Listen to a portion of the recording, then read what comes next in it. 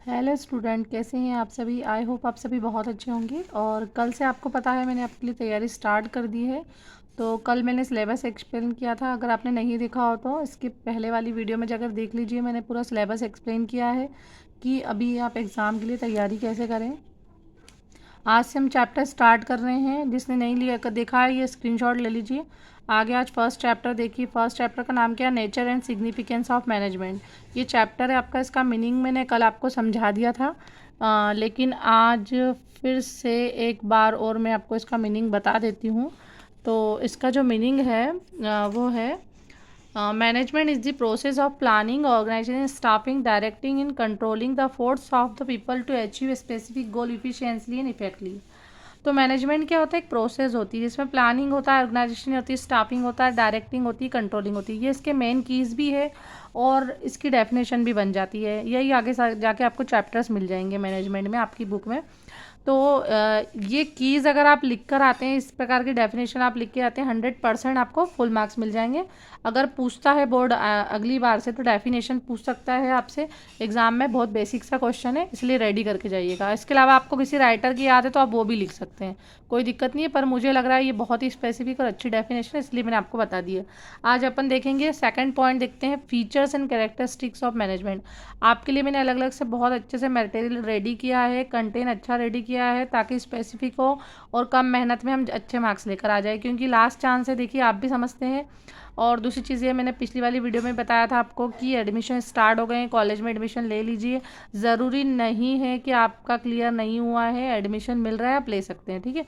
First point क्या है, goal oriented process. ये मैनेजमेंट क्या होता है, विदाउट गोल के नहीं हो पाएगा। अगर आपके पास कोई गोल है तो ये आप मैनेजमेंट कर रहे हैं ना, ऐसी अननेसेसरी कोई मैनेजमेंट करता नहीं है, और करता भी है अगर कोई गोल नहीं है तो मैनेजमेंट क्या हो जाएगा, कुछ भी रिजल्ट लेकर नहीं आएगा। तो management focuses on the achieving organisation goal such as a profit, growth and services.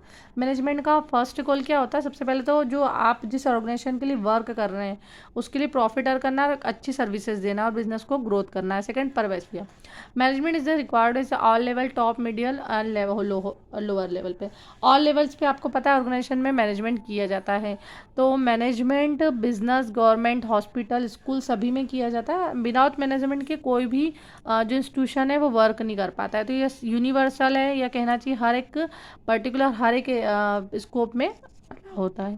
Third is a multi dimensional, it is involve managing work, people and operation. आपको लग रहा होगा बहुत छोटे छोटे पॉइंट और बहुत ईजी भी है ना, नहीं भूलेंगे आप। केवल हेडिंग भी पढ़ के जाएंगे ना तो इनमें जो इंटरनल डाटा है वो आप खुद से राइट कर सकते हैं, इसीलिए ईजी पॉइंट बना के लिए आपके लिए कंटेंट रेडी किया है।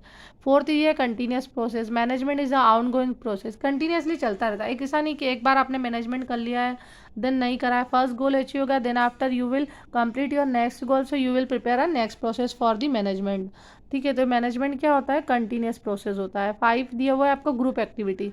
अब आपको पता है कि अकेला व्यक्ति कुछ कर सकता है कि नहीं कर सकता है, तो ये ग्रुप एक्टिविटी है, लोगों को मिलकर काम करना पड़ता है। एक ऑर्गेनाइजेशन को आपको क्या करना है, हैंडल करना है, उनसे वर्क कराना है, ये सारा काम मैनेजमेंट करता है।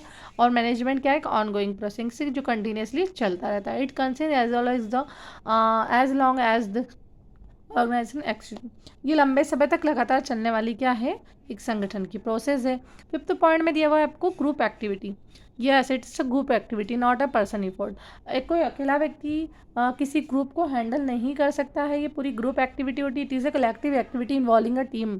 इसमें क्या होता है, मैनेजमेंट में एक टीम को इन्वॉल्व किया जाएगा, है ना, टीम के अंडर में रह के वर्क होगा, ये पूरा मैनेजमेंट देखता है। फिर dynamic function, management has to adapt the changing environment like the technology, society, economic. Yes, management जो होता है ना वो क्या होता है, नई टेक्नोलॉजी को फॉलो कैसे कराना है, नई टेक्नोलॉजी को कैसे लेकर आना है, उसके साथ में सबसे बढ़िया तो है उन सबको लेकर चलना और नई चीज़ों से वर्क करना, ये सब मैनेजमेंट से ही पॉसिबल है।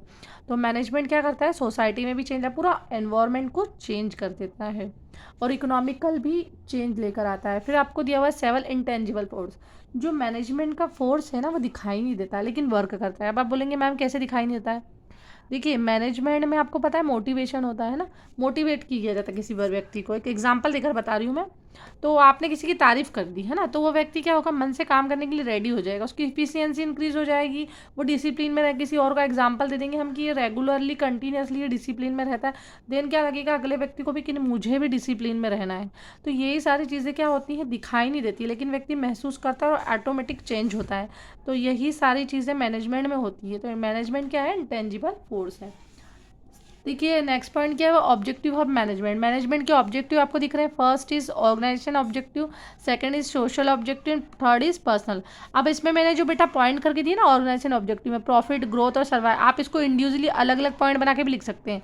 बिल्कुल चार्ट रेडी करिएगा ऑर्गेनाइजेशन, अगर मे भी आपको आता है एग्जाम में ऑब्जेक्टिव ऑफ मैनेजमेंट, तो हर एक पॉइंट को आप अलग अलग से करके चार्ट बना के भी लिख सकते हैं। आपको अपना दिमाग लगाना है कि मेरे पास जो है शॉर्ट डाटा है, मैं उसको कैसे पूरा फैला के समझा सकता हूँ। और बिल्कुल भी मत घबराइए कि मैं ज़्यादा लिख कर आऊँगा तो ज़्यादा मार्क्स आएंगे, अभी आप लिख कर आ चुके हैं ना। क्वालिटिव डाटा चाहिए, क्वालिटिव कंटेंट चाहिए बोर्ड में, ना कि कॉपी फिल करने के लिए। कॉपी फिल करके आए हैं आप अभी सब लोग, इसीलिए अब मैं आपके लिए क्वालिटिव डाटा लेकर आई हूँ कि ये क्वालिटिव डाटा से पढ़िए और रेडी करिए, ठीक है। आप क्या देख रहे हैं, अपन पर्सनल ऑब्जेक्टिव। सोसाइटी ऑब्जेक्टिव क्या होते हैं, सोशल रिस्पॉन्सिबिलिटी आपने 11th क्लास में पढ़े, अभी चलो जाने दो 11th की बात ही नहीं करते। 12th में आपने देखा होगा कि सोशल रिस्पॉन्सिबिलिटी क्या होती है, आपको सोशल वेलफेयर करना है, प्राइस ऐसे रखने, फेयर प्राइस रखने, और इसके अलावा क्वालिटी गुड्स प्रोवाइड करना है, जो ऐसा गुड्स हार्मफुल नहीं हो ना किसी के लिए भी। अभी देखा होगा आपने रिसेंटली कई सारे एग्जांपल हम देखते हैं कि हेल्थ के लिए बहुत हार्मफुल है, लेकिन वो मार्केट में धड़ल्ले से बिक रहा है। तो ये चीज़ें नहीं होना चाहिए, हमें प्रॉफिट अर्न करना है लेकिन सोशल वेलफेयर करते हुए। आगे क्या दिख रहा है आपको, आगे दिख रहा है पर्सनल सेटिस्फेक्शन भी होना ज़रूरी है।